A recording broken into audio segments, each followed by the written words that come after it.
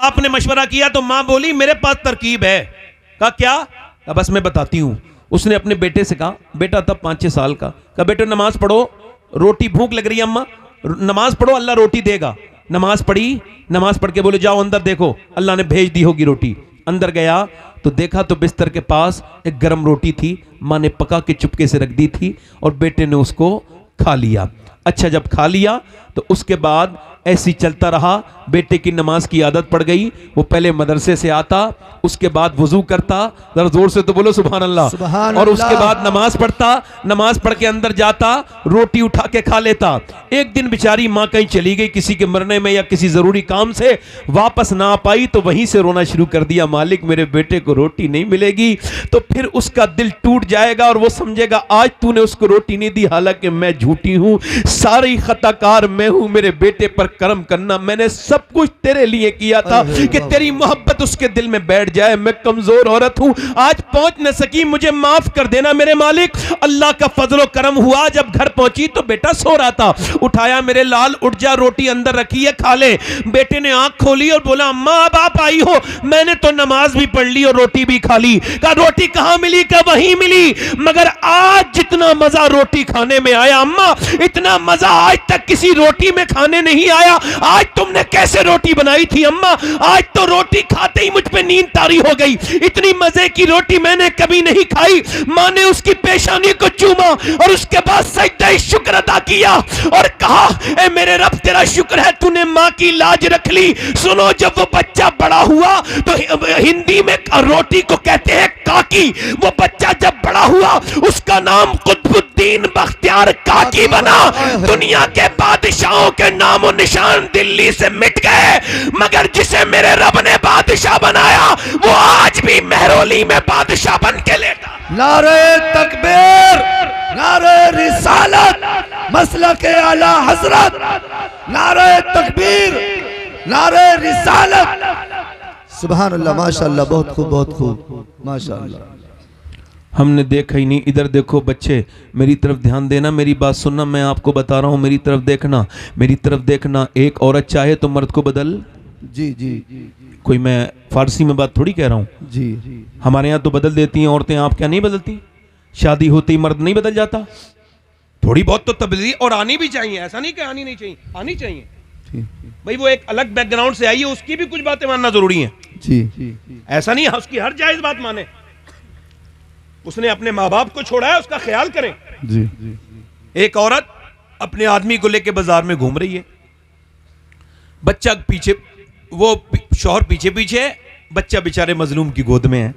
अब ये बेचारी चूंकि इसको बड़ी जरूरी ड्रेस खरीदनी है तो पूरे बाजार में इधर उधर बेचारी ने बड़ी मुश्किल से अपने कपड़े पसंद किए, फिर जूते नहीं मिल रहे थे तो बड़ी दुकानें, वो बेचारा मजलूम धूप में वो बच्चा उठा उठा के पीछे चल रहा है। अब चलते चलते जब वो घर आया तो उसकी पड़ोसन बोली कि तेरे मैं शौहर को जानती हूँ, तेरे आदमी को, वो कभी अपनी माँ के साथ बाजार नहीं गया ना अपनी बहनों के साथ गया। कहा तुम मुझे ताने दे रही हो? कहा मैं बेटी तुझे ताने नहीं दे रही हूँ, मैं तुझे समझा रही हूँ। तू अगर चाहे तो इसे बाजार ले गई, तू अगर चाहे तो इसे मस्जिद भी भेज सकती है, नमाजी भी बना सकती है। बेशक, बहुत खूब, नमाजी भी बना सकती है। गैर मुनक़सिम हिंदुस्तान में एक चौधरी थे, उनका नाम था बाज़ैद। मालदार आदमी, दौलत बेशुमार, 2 बीवियां, 100 नौकर। कितने नौकर? 100। काफी नौकर हो गए ना 100 उस जमाने में। और वो जमाने में मालूम माल किसे माना जाता था?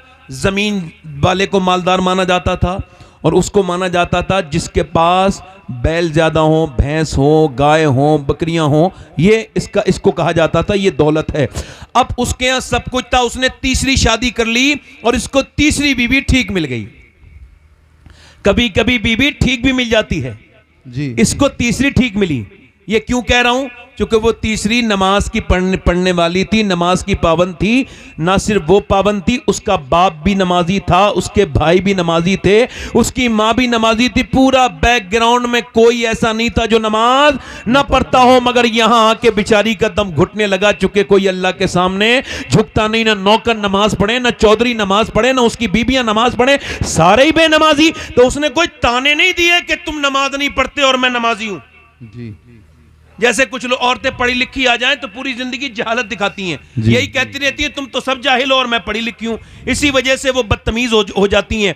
कभी कभी ये इल्म भी हजम नहीं होता इंसान को, कभी कभी इबादत भी हजम नहीं होती। इबादत का हजम करना भी बड़ा मुश्किल काम है। अब बताइए मैं उस आलिम के बारे में क्या जवाब दूं जो है तो बेचारा आलम मगर अपना तकब्बुर ही ठीक नहीं कर पाया। जो अपना इलाज ना कर पाया वो दूसरों का इलाज क्या करेगा? जी जी हक है बेशक। आप समझ मेरी बात आ रही नहीं आ रही? जी जी अब देखिए उसने क्या कहा कि देखा कि अब उसने ये नहीं कहा कि मैं नमाजी हूं और तुम नमाज नहीं पढ़ते, ताने नहीं दिए, झगड़े लड़ाइयां नहीं की। मैं अपने इलाके में तकरीर करता हूं तो एक बात का तो भाई देखो हाशिम भाई फायदा होता है। वो फायदा ये कि समझाना ज्यादा नहीं पड़ता। जी माशाल्लाह सब लोग समझते अच्छा है। जी जी बेशक है ना। चूंकि हमारी एक साहब कह रहे थे भाई आप ही की तरफ के मुकर्रिर ज्यादा क्यों होते हैं, तो मैंने कहा हमारे यहाँ की दोनों जबानें एक ही हैं। हम घरों में ही वही बोलते हैं और महफिलों में वही बोलते हैं। बाकी हिंदुस्तान में सब जगह दो जबानें हैं। जी बेशक। अब एक ही जबान पे लोगों को जो है वो कमांड है, उन पे इख्तियार है। इस वजह से अल्हम्दुलिल्लाह जबानें अच्छी हैं और ये हमारे बुजुर्गों का फैज़ है। हमारे यहाँ पर खाली खतीबी नहीं है, हमारे यहाँ वली भी बहुत बड़े बड़े अल्हम्दुलिल्लाह। बेशक सुभान अल्लाह। तो उसने ये नहीं कहा, इधर देखें, ये नहीं कहा कि तुम नमाज नहीं पढ़ते। उसने सोचा कि नमाजी कैसे बनाना है। अच्छा उसने दिमाग लगाया, बहुत अच्छा दिमाग लगाया। उसने देखा कि चौधरी को दूध लेके जाता है शाम को नौकर, तो उसने नौकर से कहा तुम दूध लेके नहीं जाओगे, मैं लेके जाऊंगी। उसने कहा ठीक है। नौकर की कोई औकात थोड़ी होती, बेचारा हट गया। ये दूध लेके गई, वो ऐसे ले जाता था, ये बिल्कुल औटा के उसको बेहतरीन बादाम में छौंका औका लगा के और बिल्कुल सुर्ख दूध लेके गई। चौधरी साहब लीजिए दूध, तरकीब देखिए, लीजिए दूध पीजिए। चौधरी ने देखा, कहा तू हैरत का इजहार किया, कहा तुम मेरी बीबी तुम क्यों आई हो? अरे मेरी तो नौकर 100 नौकर हैं, उनमें से कोई ले आता, तुम क्यों आई हो? कहने लगी बात ये मेरा ज्यादा हक बनता है। मेरे हुजूर ने इरशाद फरमाया है कि अगर मैं मखलूक में किसी को इजाजत देता कि वो मखलूक को सजदा करे, तो मैं बीबी को इजाजत देता कि वो अपने शोहर का सजदा करे। लिहाजा अब आपका मर्तबा तो बहुत ही बड़ा है ना, तो अब मैं आपके लिए इस वजह से दूध लेके आई हूं, आप पीजिए, मेरा हक ना छीनिए मुझसे। उसने दूध पी लिया तो इसने फिर अगली फरमाइश की कि मैं आपके पांव भी दबाना चाहती हूं। का क्यों? मैं अपने गांव में अपने घर पे अपने अब्बा के दबाती थी, अब चूंकि आप मेरे सर ताज हैं तो पांव दबाने दीजिए। अच्छा पांव इसने दबाई, ये जानती भी थी दबाना। कुछ लोग जब दबाते हैं तो दर्द कर देते हैं, कुछ लोगों को पॉइंट पता होते हैं। उसने पांव दबाने शुरू किया और उन पॉइंटों को छेड़ा जिससे सुकून होता है। ये सुकून के साथ इसको नींद आने लगी। जब वो सोने लगा ये आगे बढ़ के बोली चौधरी सो रहे हो, आपको नींद आ रही है, मैं भी जा रही हूं, मगर अगर आपको बुरा ना लगे तो सुबह फजर की नमाज में उठा दूं। वाह वाह सुभान अल्लाह, वाह क्या अदा है। अब एक तो चौधरी जी, दूसरा मर्द जी, तीसरा मालदार, जी, तीन अलामात गुरूर घमंड की इसके अंदर। जी जी बेशक। तू मुझे समझाएगी, बेइज्जती कर दी। अच्छा ये बात कब बदलोगे आप? जो गाली बके वो इज्जत वाला है या जो गाली सुन के सब्र कर ले वो इज्जत वाला है? आपकी नजर में कौन है? और हमारे यहां क्या है? जो सुन ले वो उसकी बेइज्जती हो गई। जब कोई मुझसे टेलीफोन पे या ऐसे वैसे बदतमीजी करता है, कभी ऐसे तो करता नहीं कोई, मगर कुछ ऐसे लोग हैं, कुछ पीर लोग मेरे खिलाफ हो गए हैं तो वो अपने मुरीदों से करवाते हैं, तो जब बदतमीजी करते हैं तो मैं जवाब नहीं देता। मैं कहता हूं देखो भाई शबात हुसैन तुमने जवाब नहीं देना है, ये तुमको अपने मियार पे लाना चाहता है, ये जितना घटिया है गाली देके तुम्हें भी वहीं लाना चाहता है, तो तुमने जवाब इसकी तरह कुत्ता जब काटे तो कुत्ते के काटा नहीं जाता, सब्र किया जाता है। सब्र कर लो, गुस्से पीने वाले अल्लाह को पसंद है, सब्र कर लो, थोड़ा सब्र कर जाओ। और यार ये उल्टी बात क्या कर दी, जिसने गाली दी वो इज्जत वाला है, जिसने सुन ली उसकी बेइज्जती हो गई। ये कौन सी बदतमीजी आपने नया ये रिवाज, आज से ये बदलो और ये कहो जिसने गाली दी वो बेइज्जता है, जिसने सुन ली वो इज्जत वाला है। जो कि अल्लाह ने उस अबू जहल को इज्जत नहीं दी जो गालियां देता था, अल्लाह ने उस बिलाल हबशी को इज्जत दी है जो गालियां सुन के भी अल्लाह का जिक्र करता था, जवाब नहीं देता। सुभान अल्लाह माशाअल्लाह, बहुत खूब बहुत खूब, बेशक हक है। उल्टा ही बना दिया साहब। जो बदतमीजी करे वो इज्जत वाला है। और मेरी तरफ तवज्जो करो, वो चली गई मगर दूसरे दिन फिर आई, पलटी नहीं, हिम्मत नहीं हारी, हिम्मत नहीं हारी। चली गई। जाने के बाद फिर बोली हुजूर दूध। दूसरे दिन कहा फिर तुम आ गई, तुमको खबर नहीं, फिर नमाज के लिए कहोगी। कहा चौधरी नमाज के लिए मैं देखती हूँ, फिलहाल आप दूध तो पीजिए, मेरा हक तो न छीनिए। उसने इतने प्यार से बात की, उसने नजर नजर में ही ऐसे भले सुखन कहे, मैंने तो उसके पाँव में सारा कलाम रख दिया। उसने उसके हाथ में दिया, लीजिए चौधरी साहब दूध पीजिए। अच्छा उसने दूध ले लिया, अच्छा पी गया। फिर उसको पाँव भी याद आ रहे थे, कल अच्छे दबाए थे। ये बैठ गई तो पाँव दबाए तो इसने मना नहीं किया, दबाती रही। चौधरी मोटे ताजी थे, खर्राटे शुरू हुए। फिर आगे बढ़ के बोली चौधरी आपको नींद आ रही है, मैं भी जा रही हूं। देखो बुरा ना मानिएगा और गुस्सा ना कीजिएगा, जलाल ना कीजिएगा, अगर बुरा ना माने फजर में उठा दूं। चौधरी ने देखा आओ न ताओ, बैठी थी बेचारी, जोर से लात मारी तो उसका मुंह उसके पाए में लगा, और जब पाए में मुंह लगा तो होठ फट गया, मुंह से खून नीचे को गिरने लगा, आंखों से आंसू आए मगर एक लफ्ज नहीं कहा। दूसरी लात मारी, नीचे गिरा दिया, और उसके बाद बर्तन उठाए। एक लफ्ज तो कह देती, एक तो बार कह देती मैं नमाजी के लिए कह रही हूँ, तू मुझको मार रहा है। ना जाने कितनी नेक बेटी थी वो, और उसकी माँ कितनी नेक होगी, और उसका बाप कितना नेक होगा, वो घराना कितना नेक होगा जिसमें ऐसी बेटी की परवरिश हुई। चली गई मगर रास्ता नहीं बदला, आती रही जाती रही आती रही। एक दिन कई हफ्ते के बाद चौधरी के दिल में थोड़ा रहम आया, कहने लगा रोज आती है, गाली देता हूं, मारता हूं। अरे तू चौधरी की बेटी है, इतने बड़े खानदान की, फिर भी क्यों रोज मुझसे बेइज्जती करवाती है अपनी, क्यों गाली खाती है, क्यों आती है, क्या बात है? कहने लगी चौधरी एक ही बात है। का क्या? कर नमक हराम नहीं हूं, नमक हलाल हूं। का चौधरी तू बेनमाजी है, जहन्नम में जाएगा। मेरे नबी फरमाते हैं बेनमाजी क़यामत के दिन फिरौन के साथ खड़ा होगा, नमरूद के साथ खड़ा होगा। और ऐ चौधरी जो बेनमाजी है वो जब मरेगा उसको इतनी प्यास लगेगी कि अगर सातों समंदर का पानी भी पिला दिया जाए उसकी प्यास तो नहीं बुझनी, जो अपने रब के सामने नहीं झुकता था।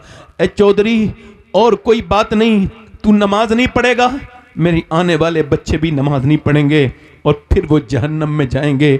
बस बता, इसी लालच में आती हूँ, तेरी गालियां भी सुनती हूँ, तुझसे मार भी खाती हूँ, और कोई लालच नहीं है चौधरी मुझे। ऐसी उसकी आंखों से आंसू टप टप नीचे गिरे, एकदम चौधरी के आंखों में भी आंसू आ गए। बोला सुबह तुम मत उठाना चौधरान, मैं तुमको चौधरान उठाऊंगा। सुबह को बीबी को अपनी उठा दिया, दोनों के मुसल्ले बिछ गए। मगर पहले की मुसलमानों की ताकत सजदे थे, वो कहते उनको पता था वस्जुद वक्तरिब कि बंदा सजदा करके अल्लाह के करीब चला जाता है। वो सजदे में गई और फिर जब अपने आदमी को सजदा करते देखा तो फूट फूट के रोई, ऐ मेरे मालिक बड़ी मुश्किल से लाई हूँ, पिटी हूँ, कुटी हूँ, बड़ी तकलीफें उठाई हैं तो यहाँ तक आया है, कहीं ऐसा ना हो अब फिर ना आए। तो लाना मेरा काम है, अपना लेना तेरा काम है, दिल बदल दे मेरे मालिक, मैं कमजोर औरत हूँ, मेरे मालिक तू बेहतरीन कदरदान है, तुझको खबर है कि मैं कितनी तकलीफ में लाई हूँ, मेरे आदमी का दिल बदल दे, ऐ अल्लाह दिल बदल दे। अल्लाह का ऐसा करम हुआ कि चौधरी का दिल बदल गया, फिर तहज्जुद की नमाज तक का पाबंद हो गया। और उसके बाद उसने बेहतरीन मस्जिद बनवाई, 100 के 100 नौकर नमाजी हो गए, बीबियां नमाजी, बच्चे नमाजी। जब चौधरी ने नमाज पढ़ी तो इलाके में नमाजी की जो है वो लहर दौड़ गई। एक औरत ने पूरे इलाके में हंगामा बर्पा कर दिया। वो कैसे कदम लेके आई थी, कैसे बाबरकत उसके कदम थे। और जब इन दोनों के दरमियान बच्चा पैदा हुआ तो कोई आम बच्चा नहीं था, अपने वक्त का कुतब और वली बन के पैदा हुआ।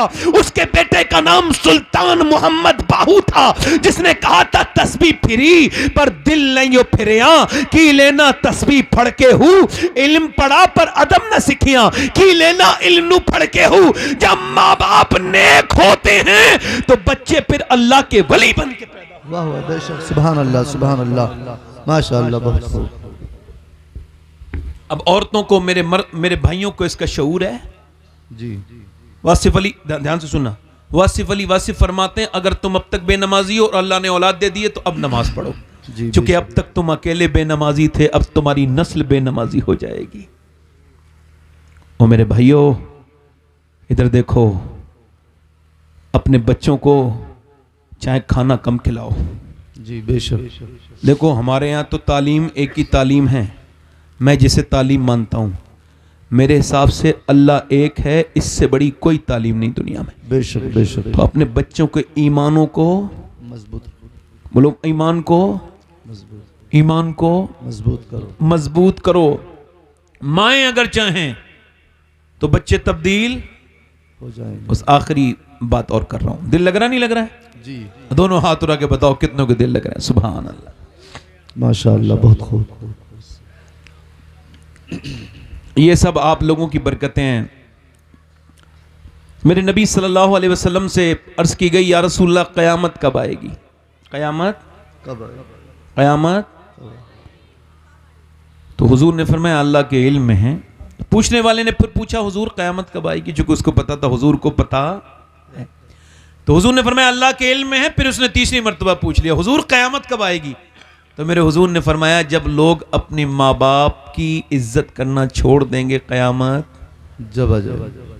हाय हाय हाय, जब बेटे से बाप डरने लगे बात करते करते, कहीं मेरा बेटा मेरी बेइज्जती न कर दे, तो क़यामत। जब माँ अपने बेटे से बात करने में झिझके, मेरा बेटा बड़ा हो गया है, कितनी औरतों ने शिकायत की हमसे कि हमारे बेटे से कहना जब खाना लाया करे, कोई फल खरीद के लाया करे तो चुपके से लेके जाता है, तो हमको तो खबर हो जाती है ना। तो वो कहती हैं उससे कहा करो कि हम अंधे हुए हैं, बूढ़े हुए हैं, अंधे नहीं हुए। ये बताइए, वो ऐसे छुप छुप के खाते हैं अपने माँ बाप से अलग। कुछ लोग कहते हैं मैंने अपनी माँ बाप को अपने घर रख रहा हूँ। मेरी इधर तवज्जो करो, ज़रा गौर करो। हज़रत शाह अहमद नूरानी रहमतुल्लाह अलैह बहुत बड़े आलिम दीन गुजरे हैं हमारी जमात के। वो लंदन में तकरीर कर रहे थे। कहाँ पर? लंदन में। माँ बाप की अजमत पे लंदन में तकरीर कर रहे थे। उनसे एक पत्रकार ने पूछा, नामा निगार ने, अंग्रेज ने, क्या आपकी अम्मी आपके साथ रहती हैं? हमने सुना है आप अपनी माँ को अपने साथ रखते हैं। शाह अहमद नूरानी बूढ़े थे मगर रोने लगे, दाढ़ी भीग गई, कहने लगे तुम कैसी बात करते उल्टी, मैं अपनी माँ को अपने पास नहीं रखता, मैं अभी इतना बड़ा नहीं हुआ अम्मी को अपने पास रखूं। हाँ, अब भी मेरी माँ मुझे अपने कदमों में रखती है, मैं अपनी माँ के पास रहता हूँ। वाह वाह, सुभान अल्लाह। लोग कहते हैं मैंने अपनी माँ को हज करा दिया। ले, तुम हज कराओगे अपनी माँ को? इधर देखो, जब माँ दुआ करती है तब अल्लाह हज कबूल करता है। वाह बेशक। हाँ, हजरत मालिक बिन दीनार कहते हैं मैं हज करने गया था, ध्यान दीजिएगा और बड़े गौर से सुनिएगा। कहते हैं हज करके मैं अपने बाल मुंडा के, आखिरी जो बात होती है हज में तो यही होती है, जानवर कुर्बान करो फिर बाल मुंडा दो। तो जानवर कुर्बान करके कहते हैं मैं बाल मुंडा के और मैं दुआ कर रहा था, या अल्लाह मेरा हज कबूल कर ले। कहते मुझे नींद आ गई तो हातिफ़े गैब से मेरे ख्वाब में आवाज आई, अल्लाह ने सबके हज कबूल कर लिए मगर मोहम्मद बिन हारून बल्खी का अल्लाह ने हज कबूल नहीं किया। अल्लाह अकबर। कहते हैं बल्खियों को ढूंढना कोई बड़ी बात नहीं थी, क्योंकि वहां खेमे होते हैं, ये पाकिस्तान के, ये श्रीलंका के, ये इंडिया के, ये खेमे लगे हुए होते हैं हज में। कहते हैं मैंने मिना में पूछा किधर हैं, तो क्या उधर हैं। मैं बल्खियों के पास गया, मैंने कहा मोहम्मद बिन हारून को जानते हो? कहने लगे साहब वो बड़ा ही नेक आदमी है, अल्लाह ही अल्लाह करता है दिन रात, वो सब कुछ अल्लाह के नाम पे दे के उधर बैठा है, वो अल्लाह अल्लाह कर रहा है, हर साल हज को आता है। कहते मैं उसके करीब गया, वो नमाज पढ़ रहा था, वाकई में चेहरे से नेक लगता था। कहते नमाज पढ़ रहा था, उसने सलाम फेरा और मुझे देख के बोला अस्सलामु अलैकुम मालिक बिन दीनार। मैंने कहा आप मुझे जानते हैं? कहा मैं तो ये भी जानता हूं। क्यों आए हैं आप? कहा क्यों आया हूं? कहा ये बताने आए हैं कि मेरा हज कबूल नहीं हुआ। कहा क्यों? कहा मैं 24 साल से हज करने आता हूं, जब काबे में पहुंचता हूं तो काबे को देख के रोने लगता हूं, अपने गुनाह याद आते हैं, कांपने लगता हूं, हजर अस्वद का बोसा लेता हूं, फिर मैं तवाफ करता हूं, रुकने यमानी, रुकने इराकी, रुकने शामी पर, हतीम के पास, मकाम इब्राहीम पर दुआएं मांगता हूं और फिर मैं सफ़ा मरवा दौड़ता हूं। 8 ज़िलहिज्जा को एहराम बांध के मिना जाता हूं, पूरे दिन वहां पर दुआएं मांगता हूं, वहां तौबा करता हूं और पूरे दिन के बाद सुबह फजर के बाद मैं अरफात के मैदान चला जाता हूं और वहां पर पूरे दिन दुआएं मांगता हूं, आपको पता है वह एहराम की हालत में दुआ मांगना क्या है? सुन्नत। क्या है? सुन्नत। और जब हम पहली मर्तबा मैंने हज किया 17 में, मैंने देखा लोग दुआ मांग रहे थे, आधा घंटे में उन लोगों को चक्कर आ गए, आधा घंटे में। और जब मैं दूसरी मर्तबा 19 में हज करने गया तो मैंने देखा कि लोग दुआ मांग रहे थे तो 45 मिनट में लोगों को चक्कर आने लगे, कहने लगे बहुत धूप है, बर्दाश्त नहीं होता, लोगों को चक्कर आने लगे। मगर हजरत अबू हुरैरा फरमाते हैं जब हुजूर ने दुआ मांगी ना आखिरी हज के मौके पर, मेरे और आपके आका ने, मेरी बहनें सुन लें, मेरी बेटियां सुन लें, आप भी सुन लें, हाथ उठाए और दुआ की। तो फिर दुआ करते करते अपने सीने पे दोनों हाथ लगाए और फिर सिसक के रोए और क्या कहते थे मेरे नबी, ऐ अल्लाह मेरी उम्मत को बख्श दे या अल्लाह। और आखिरी हज के मौके पर अरफात की तपती हुई धूप में मेरे और आपके आका ने 6 घंटे लगातार तकरीबन दुआ की है, 6 घंटे लगातार उम्मत के लिए दुआएं करते रहे। वो कहता है मैं अरफात में दुआएं मांगता हूं और फिर मैं तौबा करता हूं खूब अपनी गलती पर, और फिर मैं असर पढ़ के मगरिबी शाम मिला के पढ़ता हूं मुजदलिफा में कंकरी बीनता हूं और मिना चला जाता हूं, वहां रमी करता हूं, रमी में यानी पत्थर मारता हूं शैतान के, और फिर पत्थर मार के चला जाता हूं काबे, तवाफ करता हूं, सही करता हूं, वापस फिर आता हूं, जानवर कुर्बान करता हूं, फिर अपना बाल मुड़ाता हूं। तो कोई अल्लाह का वली आता है और कहता है अल्लाह ने तेरा हज कबूल नहीं किया, अल्लाह ने तेरा हज कबूल नहीं किया। कहा क्यों? कि मैं अपनी मां का गुस्ताख हूं, मेरी मां मुझसे नाराज होके मरी है।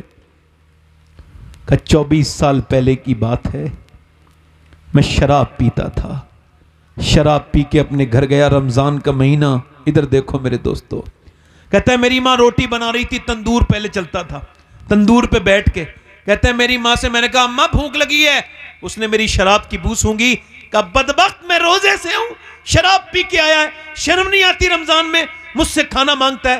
कहते हैं मुझे गुस्सा आया, मैंने जन्नाटेदार हाथ अपनी मां के मुंह पे मारा। कहते हैं वो तो तंदूर में ढलक के गिर गई, कमजोर, बर्दाश्त न कर पाई, मगर मैं भी गिर गया, उठा ना पाया। उसकी चीखें आवाज आई, वो झुलसने लगी, चीख पुकार करने लगी, मगर मैं शराब के नशे में पड़ा रहा। हाय हाय मेरे दोस्त, तूने अकेले ने शराब नहीं पी, तूने अपने बच्चों की भी खुशियां पी ली, तूने अपनी बीबी का चैन सुकून उस शराब में मिला के पी लिया, तूने अपनी बहन को ताने देने के लिए छोड़ दिया। लोग कहेंगे ते ये शराबी की बहन है, तेरी बहन से तेरी बेटी को ताने मिलेंगे कि तू शराबी की बेटी है, तूने कितनों को बर्बाद किया शराब पीकर। ओ शराबी तौबा कर अल्लाह से। वो कहता है मैं पड़ा रहा, मुझे घसीट के अंदर बंद कर दिया, आंख खुली मेरी बीबी जा रही थी, मैंने पूछा कहां जा रही है? कहा मैं के जा रही हूं, तेरे साथ नहीं रह सकती। कहा क्यों? कहा तू मां का कातिल है, मैं मां के कातिल के साथ नहीं रह सकती। कहा मेरी मां मर गई? कहा हाँ, 9 महीने तुझे पेट में रखने वाली मर गई, 9 महीने। आपको पता है जब हम और आप छोटे थे, डायपर का जमाना नहीं था, तो पेशाब कर दिया बच्चे ने सर्दी के मौसम में, अम्मा पेशाब पे लेट गई। क्या कोई किसी के पेशाब पे भी लेट सकता है? अल्लाह अकबर। कहते हैं मालिक बिन दीनार, मैंने उसके मुंह पे थप्पड़ मारा, तेरा हज क्या कबूल होगा? मां को मार के आया है, मां को मार के आया है। कहते मैं सो गया, मुझे हुजूर का दीदार हुआ ख्वाब में, मेरे सरकार ने फरमाया ओए तूने क्यों डरा दिया डरे हुए को? ओ मालिक बिन दीनार, अल्लाह उसको बख्श देगा। हज की हुजूर मां का गुस्ताख का अल्लाह मां की बदौलत ही बख्शेगा। कयामत के दिन मां उसकी दावा करेगी अल्लाह इसने मुझे जला के मारा था, मेरी क्या खता थी? अल्लाह फरमाएगा इसे जहन्नम में डालो, तो मां को आवाज देगा मां, नहीं सुनेगी, फिर जहन्नम में जा रहा है, आवाज देगा मां, नहीं सुनेगी, फिर आवाज देगा मां, नहीं सुनेगी। अल्लाह रहम डालेगा। मौसर हकीकी वो है, फाइल हकीकी वो है। आवाज देगा ओ मेरी मां, पुकारे। क्या आवाज देता है बार बार? बता क्या बात है? कि मेरा उंगली जल गई थी एक मर्तबा, तो तू फपो के पड़ गए थे, तो पूरी रात रोई थी मेरे हाथ को देख के, एक उंगली जली थी, अब तो जहन्नम में डाल रहे हैं फरिश्ते, माफ नहीं करेगी मेरी माँ। माँ अपने बेटे को देखेगी, अल्लाह दिल में रहम डालेगा, तो फिर कहेगी मेरे मालिक मेरे बेटे को माफ कर दे, मेरे लाल को माफ कर दे। अल्लाह फरमाएगा इसने तुझे जला के मारा था, तड़पा के मारा था, इसने तुझे जला के मारा था। हाँ मालिक मारा तो था, मगर मैंने इसको 9 महीने पेट में रखा था। ये मेरा बेटा है, तू इसको माफ़ कर दे। एक माँ ऐसी हस्ती है जिससे कभी माफ़ी मांगने की भी ज़रूरत नहीं पड़ती। दुनिया में आवाज़ें तो बहुत बनी, मगर मैंने एक 70 साल के बूढ़े को अपनी माँ की कब्र पे रोते हुए देखा। मैंने उससे कहा, मेराज भाई क्यों रोते हो, तुम्हारी माँ तो बड़ी बूढ़ी थी। कहने लगा, हाँ सैयद साहब, मगर जब भी जाता था तो पूछती थी, मेरे बेटे तूने खाना खा लिया। क्योंकि अब मैं चाचा भी हूँ, दादा भी हूँ और नाना भी हूँ, मगर बेटा कहने वाला चला गया। यार माँ तो माँ होती है और बाप बाप होता है। किसी भी सूरत में अपनी माँ की दुआएं लो। किसी पीर के हाथ चूमना उतना जरूरी नहीं जितने माँ के हाथ चूमना जरूरी है। किसी पीर के हाथ चूमने में वो लुत्फ नहीं जो माँ बाप के हाथ चूमने में मजा है। दुआएं करवाना है तो माँ बाप से दुआएं करवाओ। क्या पीरों के पीछे इनके उसके पीछे भागते हो? मैं किसी की दुआओं का मुनकिर नहीं, अल्लाह सबकी दुआएं कबूल करता है जिसकी चाहता है। मगर एक बात बताऊं, मैं गारंटी नहीं दे सकता कि पीर की दुआ कबूल होगी नहीं होगी, मगर मेरे नबी ने फरमाया जब माँ बाप दुआ करते हैं तो ऐसे कबूल होती है जैसे नबी की दुआ नबी की दुआ अपने उम्मती के हक में कबूल होती है। अरे वाह वाह, सुभान अल्लाह, बेशक बहुत खूब, बहुत खूब। अल्लाह अकबर, या रसूल अल्लाह। बस मेरे दोस्तों, जिंदाबाद जिंदाबाद।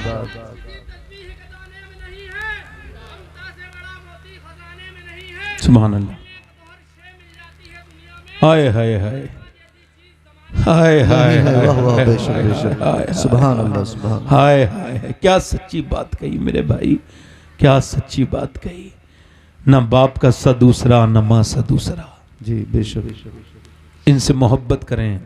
आखिरी बातें और कर लूं, आखिरी बातें कर लूं। जी मुफ्ती साहब ने भी एक बात कही थी, तो उस बात में हल्का सा मैं मुफ्ती साहब की बात को आगे बढ़ाता हूं।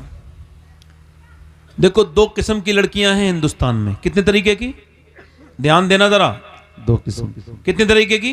2 किस्म। एक तो वो है जिसे पर्दा कराना चाहो फिर भी नहीं करती, ठीक है जी। उससे कहो दुपट्टा ओढ़ ले फिर भी आधी आस्तीनी कपड़े पहन के शादियों में बेहया घूमती है। उसको लाख समझाओ समझती। और एक वो है जो पेपर देने जा रही है। जी बेशक। और स्कूल वाले कह रहे हैं बुर्का उतारेगी तो पेपर देगी।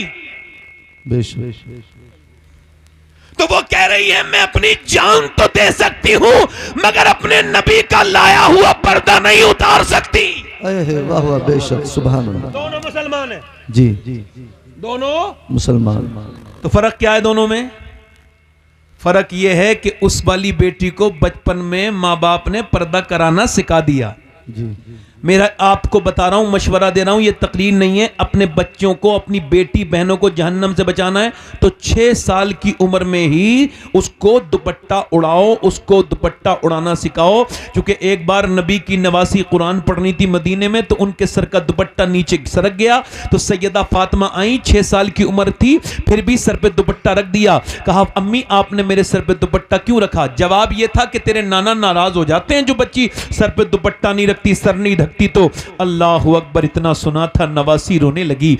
अजीम बाप की बेटी थी ना, अली की बेटी थी ना, रोई। सैयदा फातिमा ने कहा अब तो चुप जाना मेरी बेटी, मेरी लाडली, अब तो सर पे दुपट्टा है। रो के बोली अम्मी जान नाना से कह देना इस बार ज़ैनब को माफ कर दे, अगली बार तो गर्दन कट जाएगी मगर अम्मी सर पे से दुपट्टा नहीं हटेगा। करबला के मैदान में लोगों ने देखा कि वो अपने बच्चों की लाशों पर भी वो बेपर्दा नहीं हुई। बेशक। बात वही है कि बचपन में पर्दा, ये जो लड़कियों को, छोटी छोटी बच्चियों को जीन्स की पैंट और मर्दाना कपड़े पहनाती हैं, ये गुनहगार हैं, हराम काम करती हैं। बेशक। अम्मी आयशा फरमाती हैं एक औरत ने अपने जूते पहन लिए मर्दों के, तो हुजूर ने जूतों पहनने वाली औरत पर लानत फरमाई। हुजूर की लानत कोई छोटी मोटी बात मत समझना इसको जी। ये फिर कितने भी मियाँ को, कुछ मियाँ को उल्टा लटका लो घर में तब भी बरकत नहीं होगी। जी बेशक। आजकल फाल खोलने वाले ही बड़े अजीब अजीब हैं सब। जब तक बेवकूफ जिंदा हैं, अक्लमंदों की रोटी रोजी में कमी नहीं। वो फाल खोलता है बैठ के वहां पे, उस अंधे को दिख नहीं रहा, ये सामने बेपर्दा औरत बैठी है, इस पे लानत है, उसको फाल दिख रही है अंदर की। और जब तक झूठ ना बोलो औरत मुतमईन नहीं। जी तो वो भी कह रहा है झूठ का ही कारोबार करो, जितना बेहतरीन बोलोगे। जी पागल है ये औरतें, बेवकूफ है ये औरतें, इनका दिमाग खराब है, इनकी अक्लें मारी गई हैं।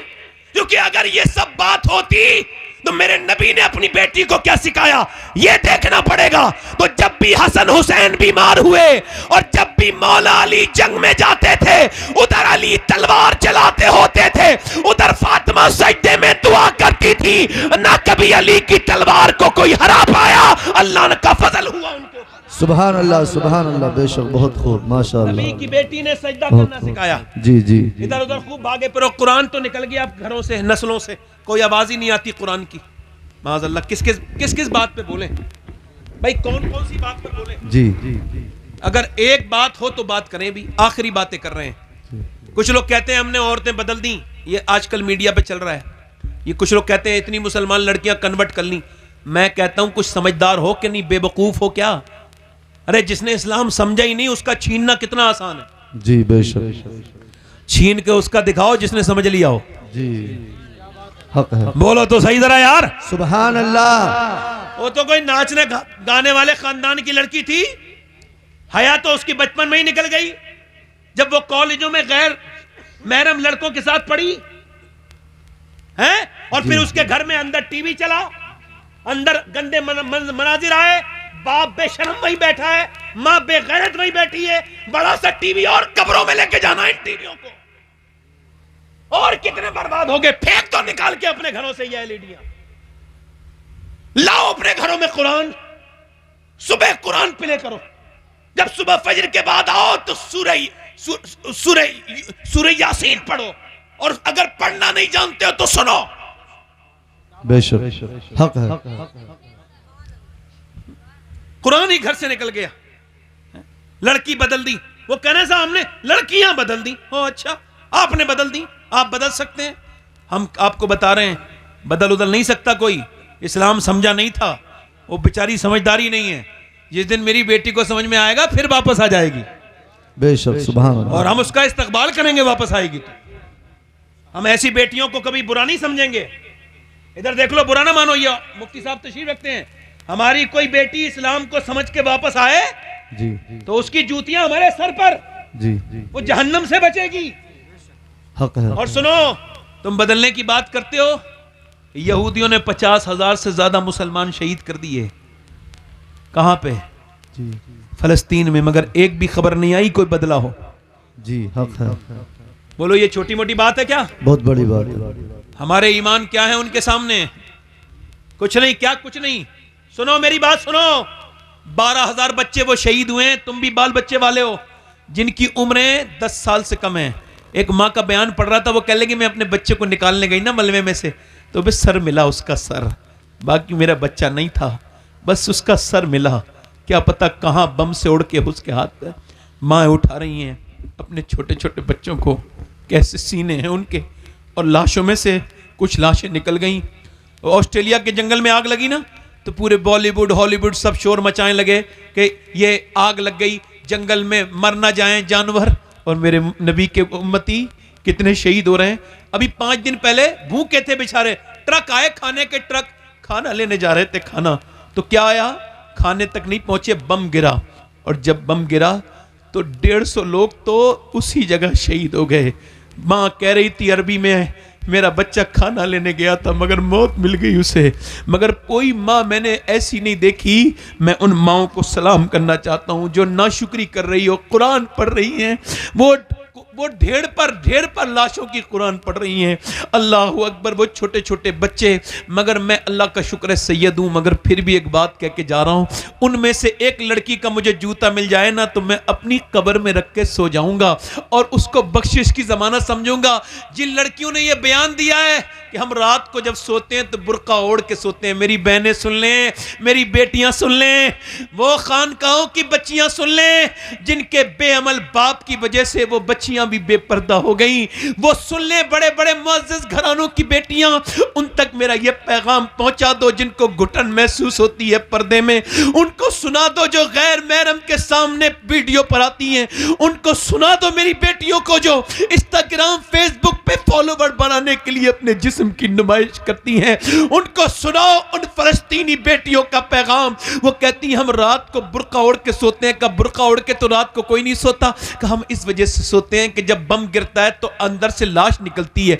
हम सोचते हैं जब हमारी लाशें निकलें तो बेपर्दा नहीं होनी चाहिए, पर्दे में होनी चाहिए। तो जब उनकी लाशें निकली तो पर्दे में थी। वो भूखी प्यासी पर्दा करके चली गई, वो कुरान पढ़ के चली गई। उन्होंने अपने बच्चों की लाशों पर कुरान पढ़े। अल्लाहू अकबर। मैं तो अपनी बहनों के सामने बस यही अर्ज करता हूं और कुछ ज्यादा नहीं। मैं अपनी बेटियों से यही कि अब कुरान खोलने का वक्त है। अगर तुम बदलोगी तभी जमाना बदलेगा। हमें मालूम है इस्लाम को नानी ने फौकियत दी है। जब नानी ने बरकतें लुटाई हैं तो नवासी तक चली है।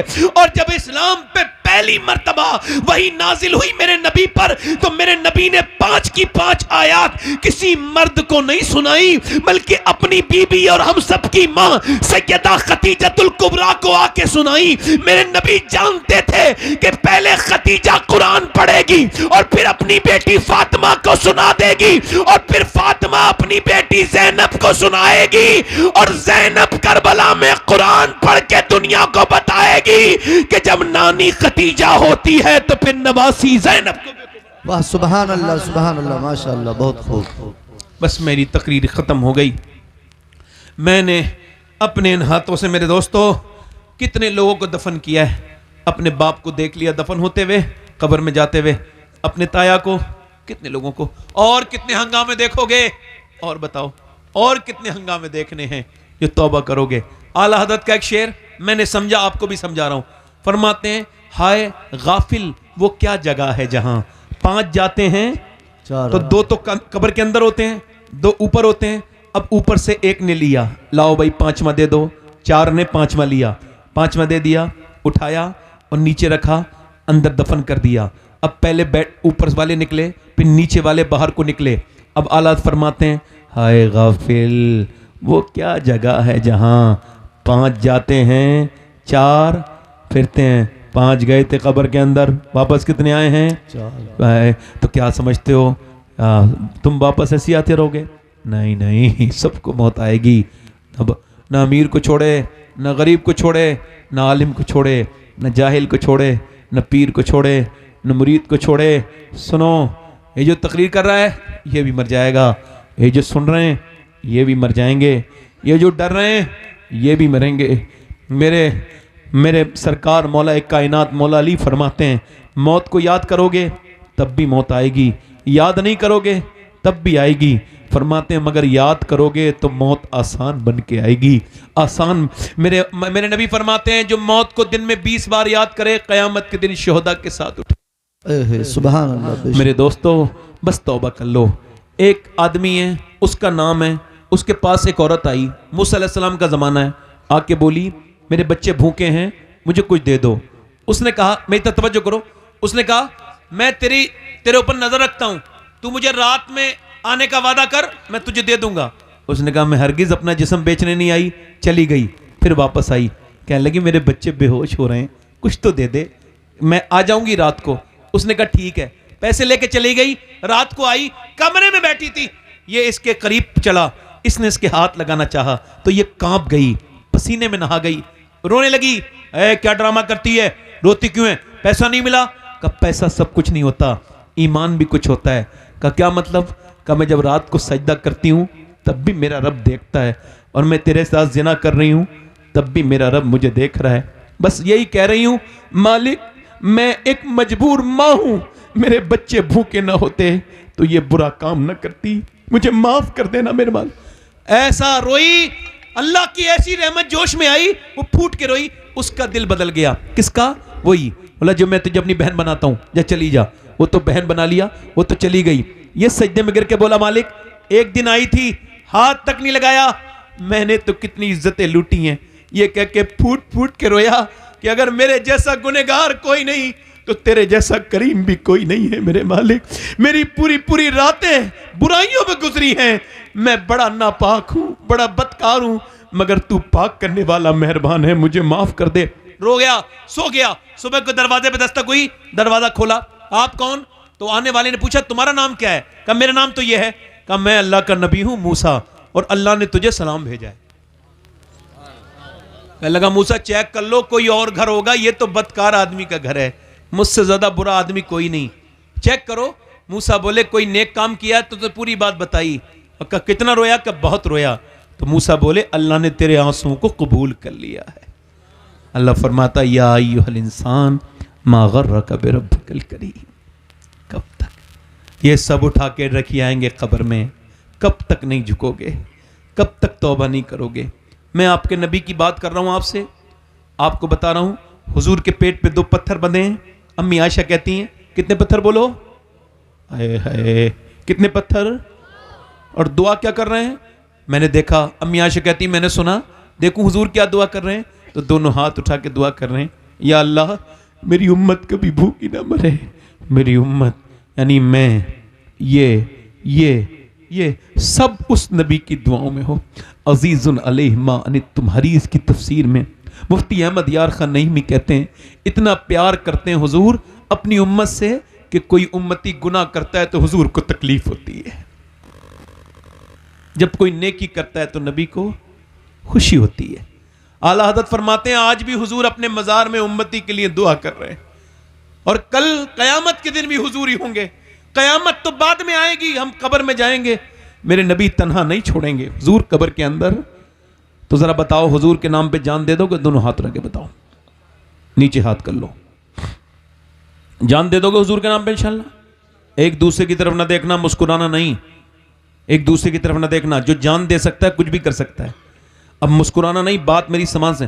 कितने लोग ऐसे हैं जो जान भी दे देंगे और आज से हुजूर के नाम पे पूरी दाढ़ी भी रखा लेंगे, इस महफिल में वो नौजवान खड़े हो जाएं।